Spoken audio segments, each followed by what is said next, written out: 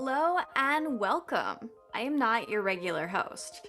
In fact, my name is Seana Collins, and today I will be interviewing Miss Stefanie James, whom you already know and love, to celebrate a very special milestone for the Stellium Astrology Podcast. This is the 100th episode. So let's get started. Hi, Stefanie. How are you? I'm okay, Seana. How are you? I'm doing really well, thank you. Now, I don't know if you've talked about kind of our background or how we got started, but just so that any new listeners know, Stefanie and I did a podcast for a little while about all things tinfoil hat, and I do want to kind of take a little bit of the credit in getting you started and making it something that the itch turned into a desire to do the show. You absolutely did kickstart my podcasting career. I'm always interested in listening to podcasts. I've been listening to podcasts since probably 2007. Is probably when I really kind of discovered podcasts, and I listened to all sorts of things. Like there was one that I used to listen to on the BVRN radio network, and it was Captain Jack, and it was a conspiracy radio show, and it was all sorts of weird conspiracy, but it was like all the sort of stuff that they talk about on Joe Rogan now. But back then it was really like the most interesting thing to me, and it really inspired my kind of Aquarius, Scorpio, 8th house kind of stuff. So yeah, but you did actually, after I went on to, it was THA Talks, wasn't it, that I went on? Mm-hmm. And as a guest, and then we kind of just hit it off, didn't we? Most definitely, my stellium sister over here. So shout out to Paul and David from THA Talks for giving us an opportunity to meet and starting this whole process. Now, for the 100th episode, I believe you would put out an AMA and Ask Me Anything call to your Patreon members. And I'm wondering if you can tell us a little bit more about that, like how folks subscribe, what you've been doing on there, and kind of what led you to say, you know what, it's time to do an AMA. Well, so the Patreon page is, there's usually a link at the bottom of each episode. I created my own link tree now, so all of the traffic from that would normally go to Linktree goes to my website, which I think is fair. So people can just sign up. At the moment, I've got 3 tiers on my Patreon page, but I'm currently in a process of reviewing everything that I do because I've been through huge changes over the past year or so, and so everything's kind of, it feels a little bit hanging in the balance and trying to figure out what I'm doing. But at the moment, as it stands, I've got 3 tiers on my Patreon page, and all you need to do is click on the Patreon link, which is in the link at the bottom of the podcast, and you can subscribe on a monthly basis. You can either pay like £1 or $1, and then I think like £4 or $4, and then £8 or $8. I can't remember exactly what the numbers are, and you get a bunch of different stuff for each tier. But yeah, I've just put myself on hiatus for a couple of months because I am going through some big stuff outside of the podcast and everything. I'm still podcasting, but the amount of work that was going into the Patreon page, I needed to take a little holiday from that and, like I said, evaluate and think what I'm doing. But you can still sign up, and there is still stuff on there, like lots of content, lots of learning videos, downloads and things like that for anybody who's interested. But yeah, for the Ask Me Anything, the AMA, I was thinking, how do I mark the 100th episode? I just thought, I do a lot of talking on this podcast, as you can probably tell. I don't ever usually run out of things to say, but I don't know if I've necessarily had it focused on me specifically. Like I've talked about people I know, experiences that I can relate to, and potentially some of the experiences that I have had through astrological transits or occurrences, but no real opportunities have arisen for people to directly ask me anything astrology or non-astrology related. So I thought it would be fun to put myself in the spotlight, this Scorpio moon, this spotlight dodging Scorpio moon, to put her in the spotlight and answer some questions, and hopefully not feel too awkward or exposed. Well, we'll try to be gentle with you. I do have a mix of questions that I personally have, questions from your Patreons and followers, and then a couple from close members within your family circle. So let's go ahead and get started with an easy one. What is the coolest little known fact about you? Okay, so the coolest little known fact, I personally think, is that I used to make crop circles. I used to go out in the summer evenings in the I think probably around 2007, 2008, around podcasting time, all around the time that actually Pluto went into Capricorn, Capricorn being my sun sign. I was going out with a guy at the time, and we had the Mercury conjunction. My listeners will know, if they've been listening to every episode, that I talk about certain people. He and I had the Mercury conjunction, and he really inspired my 8th house Aquarius Mercury to come alive. And it was all things weird and wonderful. So it's like conspiracy radio stations and aliens and crop circles and all that sort of stuff. And while we were in the fascination of all of that, we'd go camping a lot, all the time. And the campsite that we went to was in the heart of crop circle country. And basically one evening we were there, and some guy came up to us and went, "Would you like to make a crop circle with me?" And I was like, "Yeah, let's do it." And at first we were like, what if this guy's not for real? Like, what if he's like just basically trying to get us away from our tent and then nick everything, and like proper wondering, like, this guy could be a murderer, like who the hell is this person? But we just decided to take a chance, and we went out and made a crop circle, and we made one of the most amazing crop circles ever. It was a very kind of like, I don't know how to describe it. It was kind of like a landmark crop circle. And I just was blown away with the fact that not only had we gone out and made a crop circle, we kind of bumped into the guy that makes all the most amazing ones. And, because I was always open-minded, I was like, it could be aliens, but it could be people, And I think that people are very quick to assign any kind of talent or creativity without much explanation to something otherworldly, without kind of crediting how incredible human beings actually are. I think that's what I discovered through crop circle making. It was just, I didn't like go out, make them, and then go tell people that I'd made them. I used to love hanging around in the crop circle pub and listening to people, sort of going, "Have you seen this latest circle? It's from the Palladians," and blah, blah, blah. Now, I'm not saying that the creativity didn't get channeled from that source. I'm just saying that people actually went out and made it themselves. So, but I used to love that. I used to really, it was a thrill. And I did it for a few years, and I went out with some of the most talented artists. People who now are actually getting commissioned to do land art on beaches and in the snow, like those huge things. It was a great thing to be a part of, and I don't share that on an everyday basis with people. So and usually when I tell people, they're just like, "Oh my God, tell me more." So, and hopefully the statute of limitations for any kind of trouble that you would get for that has already gone and passed. The way I see it, I think, is that as long as I don't own up to specific artwork, they can't pin it on me. Good call. Yeah. And it kind of segues into one of my questions for you, and it gets a little bit darker, but if you could go back and spend time with any criminal mind, and now the 2 important points: you won't get murdered, you won't get arrested. Who would you hang out with, and why?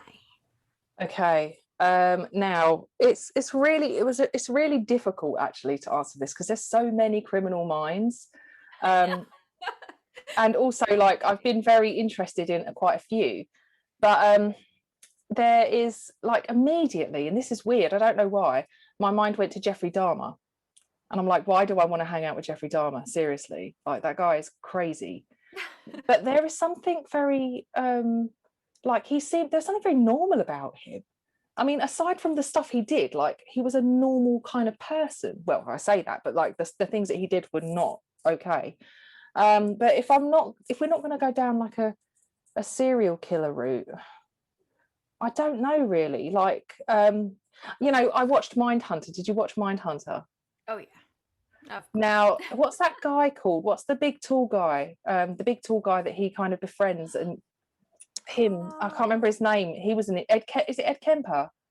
Yes, it was. It was Yeah. Ed Kemper who was what the Oh, college yes. killer. Yes, yeah, him. Because he's another one who's like quite intelligent. I think the thing is, the fascination for me is I would want to talk to those people in the same way that that guy was interested in Mindhunter. It's like going and talking to them and finding out about like their kind of what kind of caused it, their motivations and things like that. But at the same time, the problem, I think there's a quote when I did my astrology of crime talk for the you know, I think I did it on behalf of the London School of Astrology. It was one of my first talks. One of the quotes was, any kind of criminal act that's committed by a human becomes a human act. So if one person can commit it, it becomes a crime that anybody can commit. So therefore, you know, it becomes a human act. So and the other thing that we have to remember is that, you know, someone can be born on the same day as a serial killer and not be a serial killer. They can have the exact same chart and not commit those crimes. So astrology doesn't tell you if someone is going to do those kind of things, but you can look at the natal chart and see what the motivation behind some of it could have been for the person who did decide to do those things. So you can see motivations and drives. But yeah, like, you know, the fact is that everybody, they're all humans at the end of the day. And I think the frightening thing would be if you sat down and talked to them, half of them would probably be relatively quite normal to talk to. Like Ed Kemper was relatively normal, but he did enjoy talking about what he did. It's kind of scary. Right. I think they did a really good job with the portrayal of him. And then if you watch, there's a ton of different stories and different shows that are like, you know, the confession tapes and things like that, where you can go through and be like, wow, if I had passed this person at the grocery store, I would have never known that they were, you know, hiding three bodies in their trunk or what have you. So I agree that, you know, criminal minds are definitely interesting. It would be hard to choose just one. Yeah. So I'm going to try to get the names correct, and please correct me if I completely butcher them, if you know. But Sasha X had asked, who is a dead person that you'd want to hang out with? So kind of on the same vein, but a little less. Not necessarily criminal. Do you know the person that really springs to mind? Okay, there's a couple now that are coming to mind. One of them is Bill Hicks, because he is basically just one of the most incredible comedians that ever lived. And still to this day, I'm yet to find somebody who speaks as much truth as he does. He's incredible. The other comedian, well, I say comedian, the other person who is just as funny as a comedian, but not, is Terence McKenna, the botanist, who is very into like mushrooms and psychedelic experience. Like, he's just like, the stories that man can tell, and the kind of the philosophies as well. You know, a bit like Alan Watts, you know, there's the people that can really get you thinking. They just say one sentence and you just go off on like a kind of, wow, that was so profound kind of thing. So yeah, I would love to have a conversation with Terence McKenna or Bill Hicks. I mean, there's plenty of musicians, you know, like Jimi Hendrix, for example. But yeah, I think I'm going to just leave it there, because I could go off on one for ages about all of these.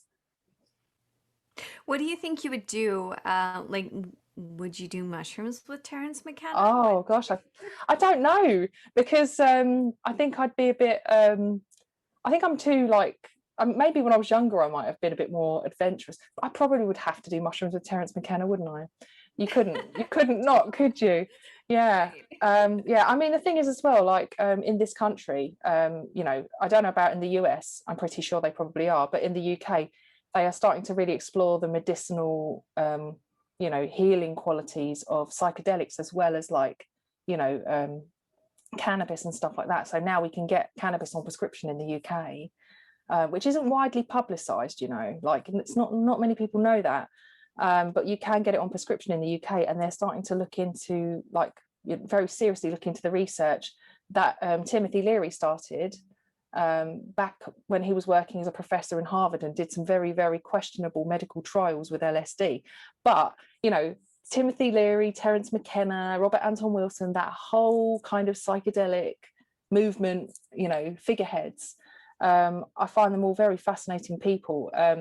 I think that they'd be way too hardcore for me to be able to sit down and do any kind of psychedelic drugs with. I think that they'd be on impossible to imagine kind of dosage, you know, like I think I'm just too I play it too safe these days. Like I don't even barely drink alcohol anymore. Like I don't think I'd last like 5 minutes on anything stronger than a glass of wine. So she says with a cup of tea. Well, that's one of the big changes that I think occurs when you have a major life shift like you have, you know, bringing another soul into the world is going to shift your perspective a bit. Yeah. Do you think it's changed the way that you look at the work that you do at all? I think it has. It's changed the way I do everything. Like it's funny. I was looking up. I've been going through these changes. Been going through this stuff, and one of the things that I found a name for what I've been going through. I think it's called matrescence. Matrescence, I think it's called, where you are after you have a baby. Lots of women go through it. It's specifically women, actually, or people that give birth to children, babies. But you go through this like dichotomy of ego, where suddenly you are two people. You are a mum and you are the person you used to be, except you aren't the person you used to be anymore. But that person is still there, but that person is lost. And then there's this new person who knows that they've got to fall into this role and do the best they can. So that's why you find a lot of mums give up on becoming, you know, what they always dreamed of being, in order to fulfill their new mother role in a more I don't know, to avoid the mum guilt and to be wholly one thing rather than split in two and living these two separate lives. I'm pretty sure anyone who's a mum will be listening and kind of like agreeing that they understand what I'm saying. There's a word for it now, matrescence, and there's loads of podcasts about it. I haven't listened to any of them yet, and there's books as well. So I'm currently in my Gemini ascendant research mode, but yes, it has affected the work that I do. It's affected my entire outlook on life. One of the times I really noticed that I'd changed a lot was I was watching. Have you seen the film Don't Look Up? No. It's on Netflix. It's on Netflix, and it's Jennifer Lawrence and Leonardo DiCaprio, and I can't remember, Timothy Chalamet, and you know, a load of Kate Blanchett, Meryl Streep, whatever, like loads of famous people, loads of really good actors. And it's one of my favorite films because I love a disaster movie. This Scorpio moon and 8th house sun loves destruction, and I particularly love it if the world gets destroyed. I'm not a horrible sadistic person, but I just enjoy it. I don't know, especially if it's like an asteroid or something. And so that film ticked all the boxes for me. But towards the end of the film, spoiler alert, okay, there's a comet that comes and hits planet Earth. Basically, there's this bit where this woman is like swishing a little baby around in the bath, and at that moment I suddenly felt dread. Instead of like watching the film just like and that bit just going over my head, I suddenly was brought back into who I am now as being a mum. And I was like, oh my god, if that was Ewan, like if that was, imagine it now. It's changed even like something that I would have considered to be just an escapism activity, something that I would have just enjoyed just to escape from everything and just to indulge in the most Pluto viewing sort of activities. And yeah, it's kind of taken that little thing away from me. It's bizarre because I'm learning who I am all over again, and I'm a different person to the one I was before I had him. So yeah, it's kind of crazy. And also, you know, I'm kind of understanding the challenges that it makes me sound like I'm going all feminist, but like it really is making me understand the challenges that women face. Men too face equally difficult challenges when they become parents, but with women I can relate directly to the specific struggles. And I think that it helps me to be more understanding to those kind of things, and actually to understand in more depth what happens through transformation and change. That the loss curve, the typical transformation Pluto process that everybody says it's transformation but can't really articulate. That is something that is a true transformative process that is so destructive you don't even know who you were, let alone who you are anymore. So yeah, it's profound, basically. Had a profound impact. That's beautiful. I love the way that you explain that. And I think it provides a really cool kind of insight for your listeners and followers. Yes. I want to go a little bit more lighthearted and then jump into some astrology questions for you. This one is something about yourself that most people will think is a lie if you told them. And now we've already done the crop circles, so we've got to dig a little bit deeper. Something that people would think was a lie if I told them. Yeah, I've done crop circles. I tell people stuff about myself. Whenever I meet somebody new, I always tell them stuff about myself, and I drop something into conversation and they're just like, oh my God, wow, really?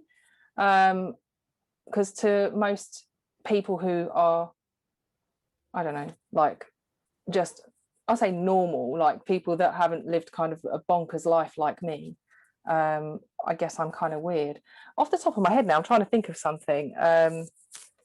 I don't know. I used to, well, this wouldn't seem like a lie maybe, but I used to live on a boat.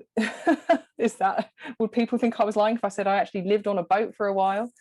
Yeah, I did. I lived on a narrow boat on a canal, on the Kennet and Avon Canal. In fact, I lived on the narrow boat with my ex with the Pisces stellium, who is the guy that I had the Mercury conjunction with. He was having a Neptune transit, and I was also having a Neptune transit. Neptune was transiting my Mars.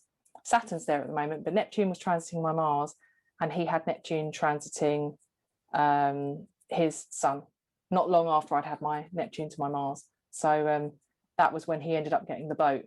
That's what someone with a Pisces stellium, including their Sun, does when they have a Neptune transit. They get fully into the water. Yeah, let's get a boat.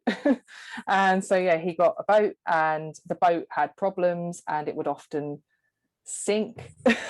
We'd have to bail it out. I think it was my birthday, we were at the cinema, I can't remember what we were watching, but somebody texted me and said, I thought I'd let you know that the boat is under the water. But because we were so far away, like we were miles and miles and miles, it would have taken an hour or so to get there.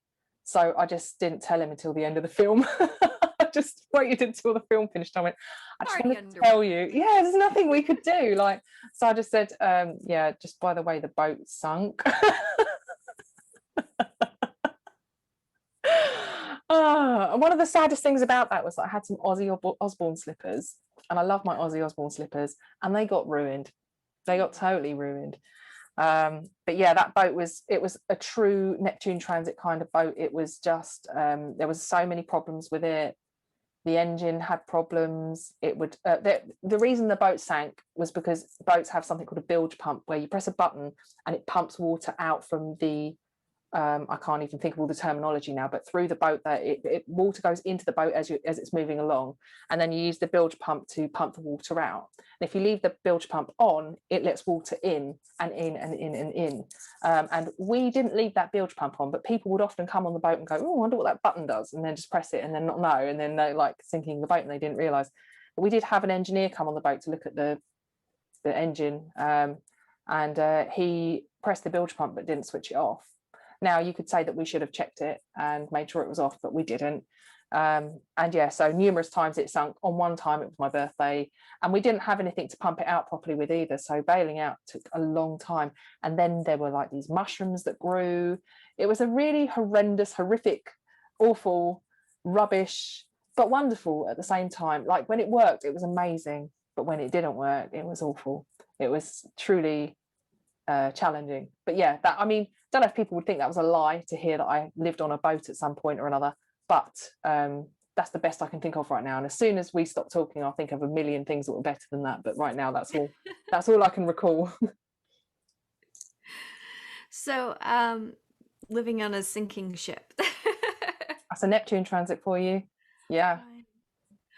So, Karis wanted to know, if you hadn't found astrology, what do you think your life would be like? What was your second passion? The difficulty is I didn't really know where I was going or what I was doing. I was lost.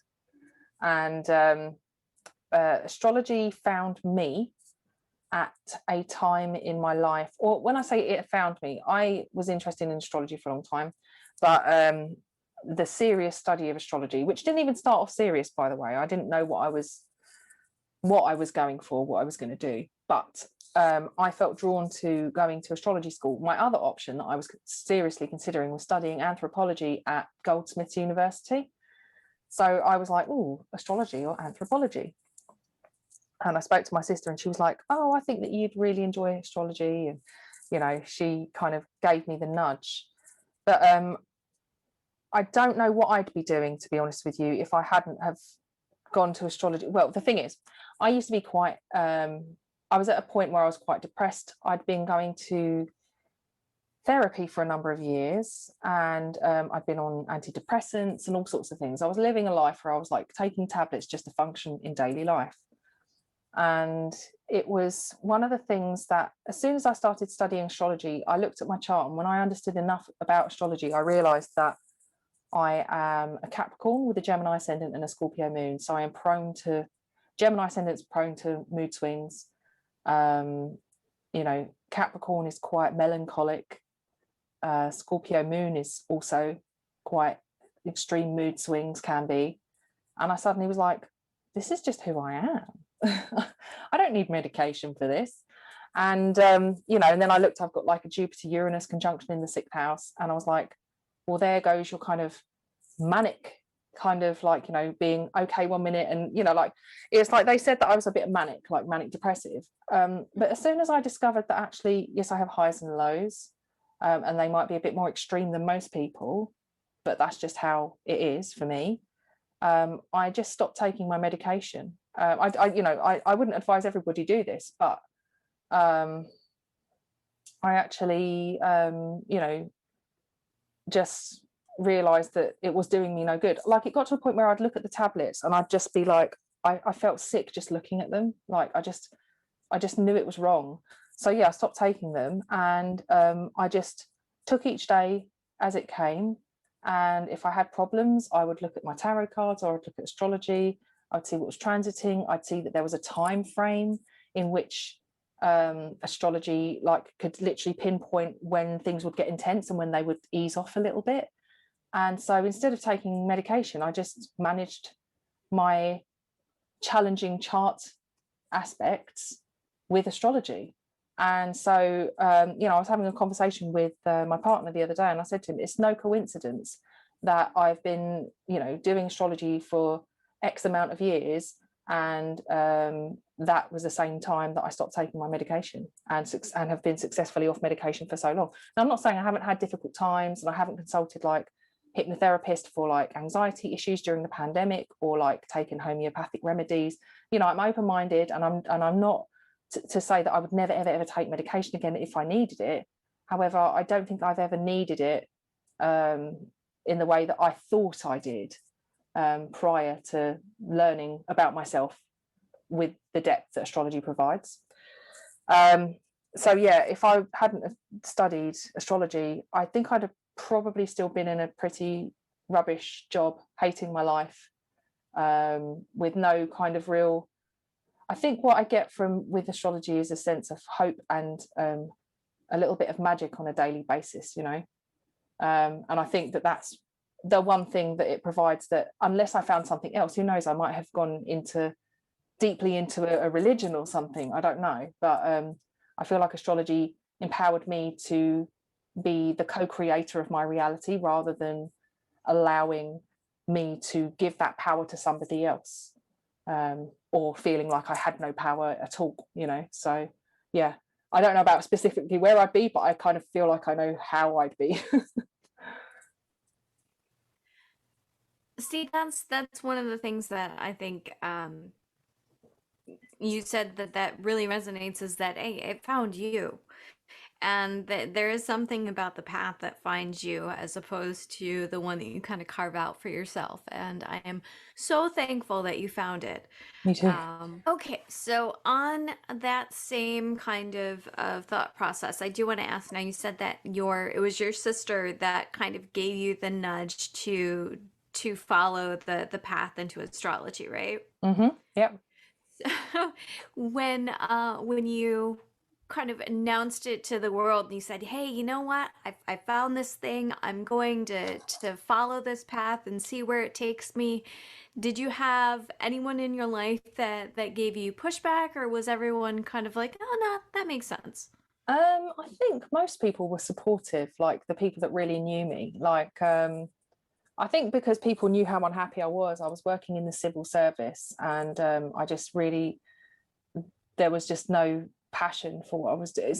It's not that I didn't care about what I was doing. I cared about it too much, and it was a very difficult job for me because I was very overly compassionate. Like, you know, I felt the pain of the people that I was dealing with, and it wasn't a nice job where I was helping people. It was like I felt like I was destroying lives doing what I was doing.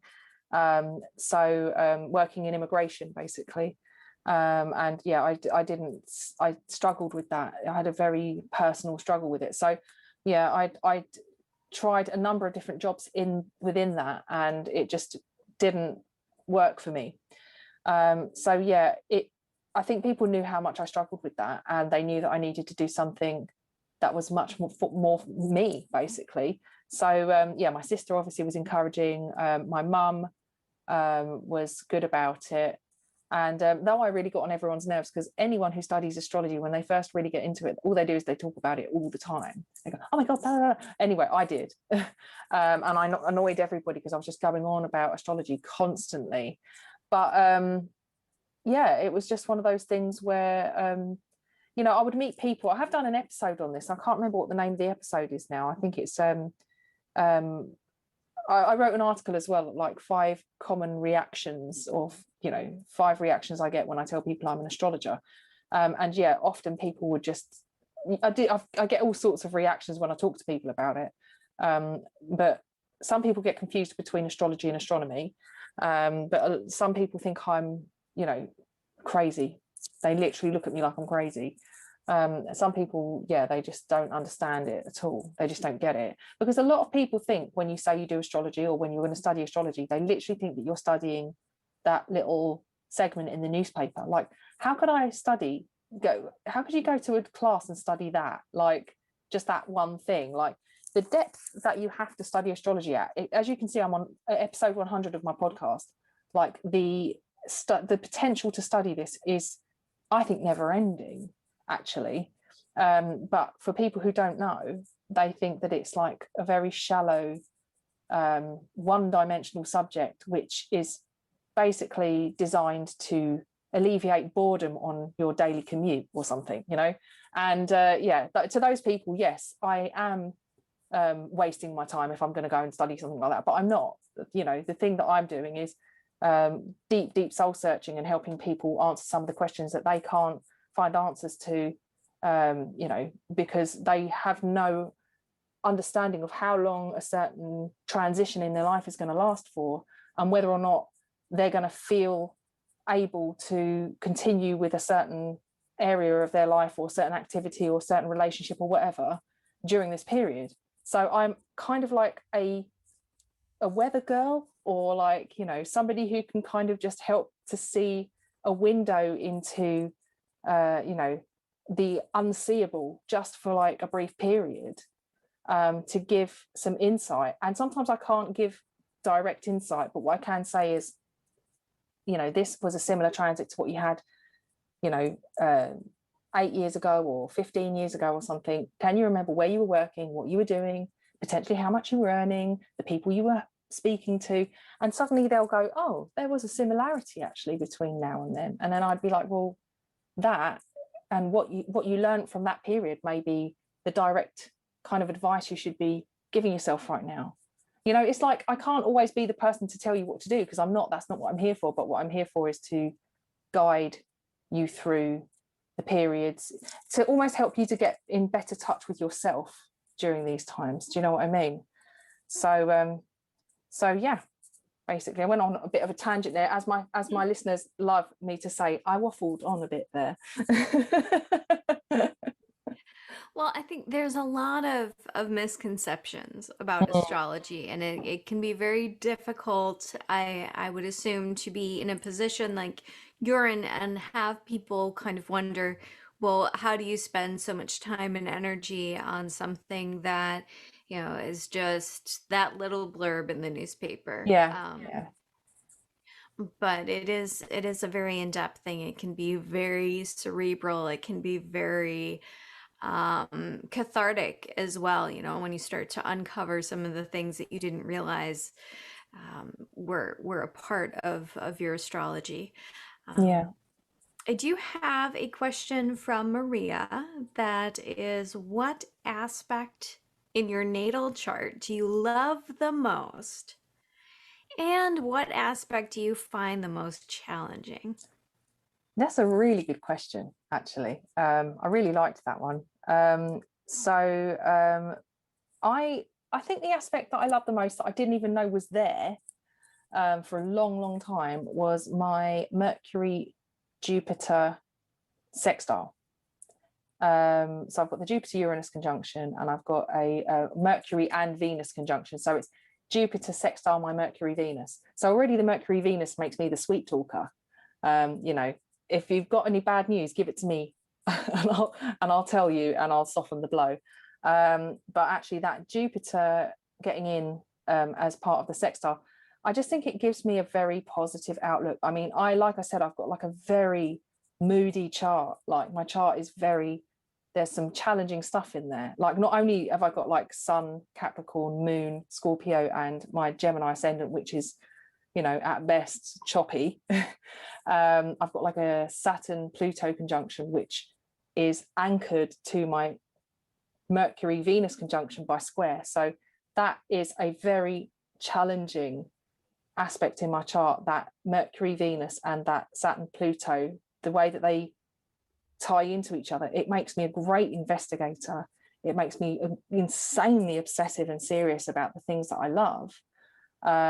But it's also very dark, and it weighs you down, and it's quite it's funny. Like, I remember I have this terrible ability to come up with innuendos at the worst moment, like terrible things. And I noticed that somehow I felt it when an opportunity for an innuendo would arise. I'd hear the information go into my head, so I almost think Venus and Mercury, and then I'd almost feel the dip down to the Saturn Pluto, to the, what can I say that's insanely inappropriate and offensive, and then come back up. But yeah, I sometimes I've learned how to button it so that I just filter out that rudeness. And but it's not just that it's like quite rude. It's a funny aspect to have, but it's a generational one, and it's quite challenging. But a lot of people have a Saturn Pluto conjunction. You have it. A lot of people do. So it's like, it's not a curse in any way. However, when you've got it tying into personal planets, it can be a little bit more of a daily exercise. However, I wouldn't say that's my worst aspect. And I do have lots of aspects that are challenging. But I think that the one that I find the most difficult probably is my Jupiter-Uranus conjunction, because I can't do anything for too long without it becoming, Uranus and Jupiter are in my 6th house. My 6th house is the house of routine and, work and that kind of thing. And having Uranus there is so disruptive. Like, it makes it so difficult for me to have any kind of actual routine. I can have routine, I can have structure, but I need to have variety within it. And if I'm doing a job, there has to be an element of Uranus about it, or it feels stagnant, and actually ultimately it can lead to me feeling depressed and having mental health issues. which is what happened to me before I discovered astrology. So I'd say that the thing that I find the hardest is probably that Jupiter-Uranus conjunction in the 6th house, even though it's got its blessings as well. But I do really love that Jupiter sextile my Mercury Venus, and I also really do like my Mars Pluto trine, because Mars and Pluto are extremely challenging and relentless when they get together, those two. However, I have recognized that I have a trine which can sometimes go by unnoticed, and you can use those planets, like I always say, you know, with great power comes great responsibility. If you're aware of what you've got and you're aware of the less desirable traits that come with those things, you can actually turn it around into something more positive. So that also is a daily exercise for me, to actually recognize, notice when I am able to use that and try and turn it around to be more positive. Because I want to work at a higher level and be a better person, and it just is a constant kind of watch thyself exercise, particularly with those aspects that are almost subconscious in their operation, and trines can be like that, as sextiles can as well. So those are the nicer ones that I've got, but yeah, it's just paying attention to making sure that I use them in the most productive way. Thank you, Maria, for a great question. I feel like that is, it's a really good place to kind of pause and thank you for sharing so much of yourself with your listeners for this 100th episode today. I'd like to close with a little bit of lighthearted what ifs, and these come from Chris. Okay. First one is, what house do you think you would be in from the Game of Thrones? Okay, yeah. He actually asked me this question yesterday, and we went through all the different houses because I couldn't remember them all. And we agreed that Gravejoy. Did you watch Game of Thrones, Seana? Little bit, yeah. I don't think I went all the way through, but yeah, I watched a lot of it. I loved it. The Greyjoys was the most rubbish. Like, who would even want to be one of those? And I kind of settled on I think it's Tyrell, which Diana Rigg was in that house. She was, and Diana Rigg is just a goddess, I think. You know, she's passed away now, sadly, but yeah, I kind of thought that would be appropriate for me. I did say Stark originally, but Chris went, everyone says they're a Stark, so I was like, okay, I'll be a Tyrell then. So yeah, so that's what I chose for that one. I'm not a Targaryen. You know, I'm not going to be the mother of dragons or anything like that. You know, no cliche. And then finally, what about your Hogwarts house, and why did you pick that one? Okay, so I am still working through the Harry Potter books. I'm just starting book 4, but yeah, I'm slow to it. I haven't watched the films because I want to read the books, and I'm doing the books. So I decided, and Chris agreed with me immediately when I said this. So let's go through them. What are they? They are Gryffindor, Hufflepuff, Ravenclaw, and Slytherin, aren't they? Mm-hmm. Yeah. I chose Slytherin. And the reason I chose Slytherin is because I always seem to root for the bad guy in films. I do. Now, there may be something that comes out about Slytherin that I may regret that, but as it stands so far, I know that it's full of the baddies, but I like that dancing with the dark side thing, you know. I'm a good person. Maybe that's my Mars Pluto trine speaking. Maybe it's this kind of ability to accept and to almost be enticed by doing the wrong thing, but choosing to do the right thing. Actually, that's what happens to Harry Potter. Always. He's got that power. It's the same with Wolverine. It's like, you know, they don't really feel like they're, you know, necessarily on a good side or a bad side. They are who they are, and they have to deal with this inner battle. Wolverine particularly, he's not on anybody's team. But again, Wolverine, I love Wolverine because of that, you know. He's just like, you know, like the anti-heroes and stuff like that. I love all like anti-heroes. And even when we were watching Avengers Endgame and all of that, I was talking about Thanos, and I went, but what if Thanos is right? And Chris was like, I can't believe you're siding with Thanos. So yeah, I do have this knack for like sympathy for the devil, as the Rolling Stones would say. What do you think the rising sign for Wolverine would be? I know Rising this is sign. coming over, so. Oh gosh, a rising sign for Wolverine. I don't know. I think he's got like quite a sexy body. He's been tampered with. He's got all that adamantium inside him. I don't know. I kind of feel like I was joking. Like my one of my friends asked me a question actually, which I thought maybe we should run through it for fun. But yeah, she asked me what would a superhero be for each zodiac sign. And I picked Wolverine for Leo because I was like, he's got claws, he's got great hair, and that kind of thing. But actually, a rising sign for him is possibly like it might be Scorpio actually, because he has this like healing ability, but you know, his body has been transformed.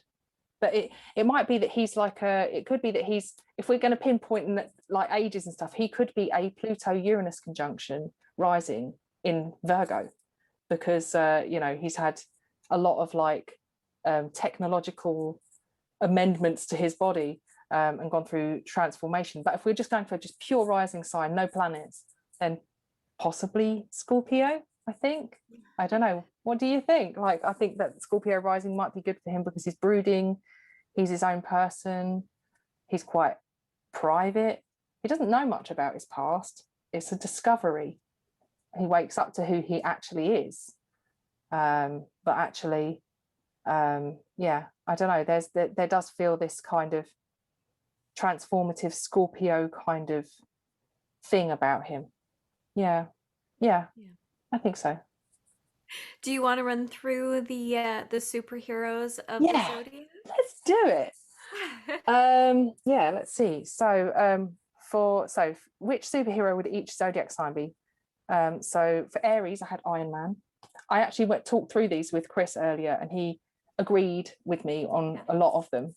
So Aries is Iron Man. Robert Downey Jr., I think he's either an Aries or an Aries moon, but he's like, I'm sure he's got like a stellium or something in Aries anyway. But the armor is red and gold. Iron Man, you know, he is actually an arms dealer. And, you know, he's like a very independent, headstrong person. He is to Marvel what Batman is to DC. He is a rich vigilante, no matter which way you look at it. But, you know, his skill is through engineering and like, you know, creating, you know, all these cool robots and machines and things like that. So yeah, I feel like it's very Aries. Iron Man is. So for Taurus, I picked the Hulk. The Hulk could have been anything, but I went with Taurus. Like, he could have been like Scorpio for like the going through this huge transformation. He could have been Gemini because he's got two very different aspects to his personality. However, I chose the Hulk for Taurus because I felt like it was such a huge bodily change, and you know, like, there's no stopping the Hulk. The only thing that a Hulk is scared of is Thanos. So yeah, so I kind of chose that. For Gemini, I actually, and some of them are like not necessarily specifically heroes, they're just like part of the superhero universes, multiverses. I chose Loki from the Avengers, who is Thor's brother, because he's a trickster. Like, that fits. He's a trickster. He's totally mercurial. He's very, I mean, I'd put him more as like a Mercury than like maybe Gemini, but I just felt like he just had that kind of vibe about him. Because you like, not that every Gemini can't be trusted, but he has a way of tricking and getting people to kind of believe in what he's saying. He can kind of like create illusions as well, which I think is, you know, I think that's quite a Gemini skill as well, like being able to being charismatic and being Yeah, able to kind of create that vision that they want you to have. yeah. And yeah, I don't know if you've seen any of the Avengers films, but there's one of them. I can't remember which one it is now. I think it might be the one when they're in Asgard, Ragnarok, I think it might be, when Thor returns to Asgard after being away for a long time. And when they get there, his dad, Thor's dad, Odin, is there kind of watching a theatre show about like Thor and Loki and how Loki's great and all of this. And they suddenly realise that, well, Thor knew immediately that Loki was shapeshifted into their dad and he was ruling the place in absence of Thor and of Odin, and basically making out to himself to be some kind of god to be worshipped when he was just basically tricking them all. It's just, I find it hilarious, and I think Tom Hiddleston is probably one of the best people they could have cast to be Loki. So moving on, Cancer is Captain America. He's just like the patriotic, you know, he could have been a number of different things as well, but I felt like you know, he had his I don't know, he's very nostalgic. You know, he was taken from the past and he's been propelled into the future, and he's living now and he wants to be back where he was. But he lives by old values and like respects. He's a very respectable person who kind of has traditional values, which you might say, oh, traditional values is Capricorn, but actually I think that if you've got like tradition, patriotism, that's very Cancerian. And so for Leo, I chose Wolverine, as previously mentioned, because he has claws, he has fab hair, and yeah, he's, even though he doesn't want to, he has like, he finds himself in a position where he is constantly being heralded as a kind of a hero, and he is an anti-hero in a sense, but yeah, I think he's kind of got that attractive quality that the Leo has, like how people want to come and sit around the fire. Wolverine, whether he likes it or not, he always had that kind of warmth. The great hair as well. And just because I fancy him, you know, I just fancy Hugh Jackman. Yeah, so for Virgo, you'll notice this isn't all Marvel universe, by the way. For Virgo, I chose somebody mercurial, somebody who, you know, has they're very cerebral, and you know, they are respectable, humble, not overly egotistical. Charles Xavier from X-Men, who even has a machine called Cerebro. Then for Libra, I chose, for his sense of justice, DC's Iron Man, Batman, basically, because he is, you know, he's got a very specific set of rules that he lives by. And yeah, sometimes he does bend the rules, but he's very, yeah, it's like he's got a strong moral code. And, you know, Libra is very much about having, you know, there's a lot about law with Libra, like connected to law and to, not necessarily specifically rules, but about having a kind of code and a set of rules that they live by. Now, this is where it started to get a bit confusing for me, but I'm going for it anyway. So I chose, for Scorpio, I chose Rorschach from The Watchmen. And Rorschach is the one that wears the mask that changes constantly, which is like the Rorschach test that you get with a psychologist. Now, I did actually choose somebody else for Scorpio. However, I've moved, well, actually, I'll tell you who else I had. So I had Rorschach, but I also originally chose Doctor Strange. And Doctor Strange I chose because he is in contact with what's behind the veil, which the Scorpio 8th house people are very fascinated by, that which they can't see, that mystery that they want to chase. So like conspiracy, or you know, this kind of otherworldly seances, Ouija boards, that kind of thing. And yeah, I don't know if you've ever seen Doctor Strange, but that film is like, the way that they've depicted the spiritual realms is really spot on, I think, actually. Really, really incredible. And Tilda Swinton in that film is just so brilliant. Now, for Sagittarius, I chose Thor because Jupiter is Thor, so, and that rules Sagittarius. But yeah, also because there's, you know, he's he fits that Sagittarian, like if you watch the films, he likes to eat and he likes to drink a lot, and he's quite a very bold, when I say fiery personality, I don't mean fiery in a kind of like angry, but like there's a real gregariousness about him, which I associate with Sagittarius and Jupiter, and his his search for nobleness and for doing something meaningful, purposeful, and for always trying to do what's best for the Asgardians. And also that it is about Asgard, and they do travel to Earth, and there's this like long distance travel aspect that you have with Sagittarius. Now Capricorn, I hope this isn't boring, but this is just totally me nerding out right now. For Capricorn, I chose Dr. Manhattan from The Watchmen because he is the watchmaker's son. Part of his meditative process is actually building and taking apart and building watches. When he was younger, he used to make them, and then as he went through the crazy scientific lab mistake, which caused him to become this ethereal, transcendent being. I don't know even how you would describe what he's supposed to be, but yeah, he still used that watchmaking meditation on a regular basis, and it was like kind of a metaphor for understanding relativity.